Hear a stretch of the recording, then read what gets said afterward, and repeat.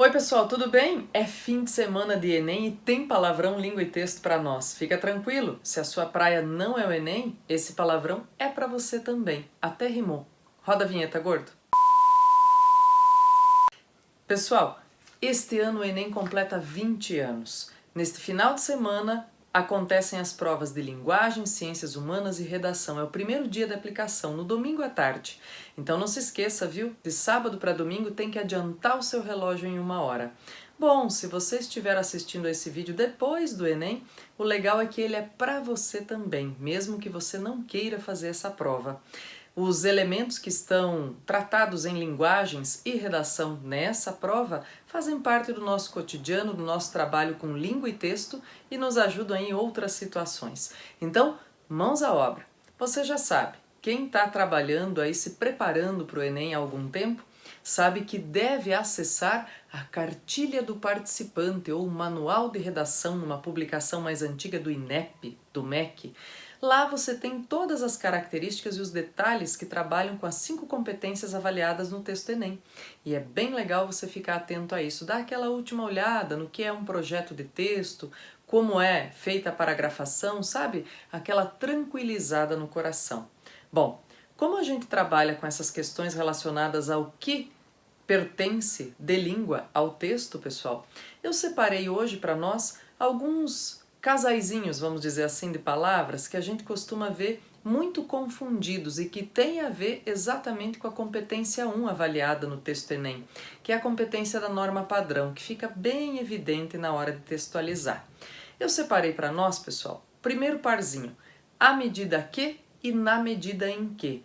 Esse parzinho pode aparecer em questões objetivas, não solicitado como significado, mas fazendo parte da questão mesmo, do enunciado da questão, tá? Então fica atento, fica esperto. À medida que, com crase, assim mesmo, significa à proporção que.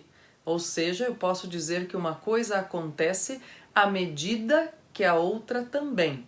Ou que uma coisa diminui à medida que a outra aumenta. Isso é uma relação de proporcionalidade. Já o na medida em que pode ser empregado e pode ser substituído na função de porquê. Então eu posso dizer que uma coisa acontece na medida em que a outra acontece também. E isso gera uma relação de um uso de porquê possível aí no lugar do na medida em que. Então eu teria assim, olha, uma coisa acontece porque a outra acontece também, ok? Então fica atento com essas relações, tá bom? Depois, gente, outro parzinho bem importante aí nessas considerações, nessas possibilidades. O retificar e o ratificar. Quando a gente retifica alguma coisa, a gente conserta com S, tá? Quando a gente ratifica, a gente assina embaixo, a gente corrobora, que é outra palavrinha muito importante. Cuidado! Corrobora, apesar da sonoridade semelhante para quando ela entra pelo ouvido, não tem nada a ver com colabora, viu? Colaborar é ajudar, corroborar é assinar embaixo, é dar chancela, é dizer tá legal, assim tá bom. Tudo bem? Vamos falar de mais algumas coisas, de mais alguns itens? Quero que você fique bem atento aos conectores em contexto, pessoal, tanto nas questões quanto na própria confecção da redação. Palavras, estruturas, sentenças e também todas as expressões possíveis para fazer retomadas e para criar teias de texto. Fazem toda a diferença quando a gente sabe utilizar. Bom, falamos aí, retificar, ratificar, à medida que e na medida em que. Vamos a outra palavrinha, a outra dupla, gente, que é bem legal?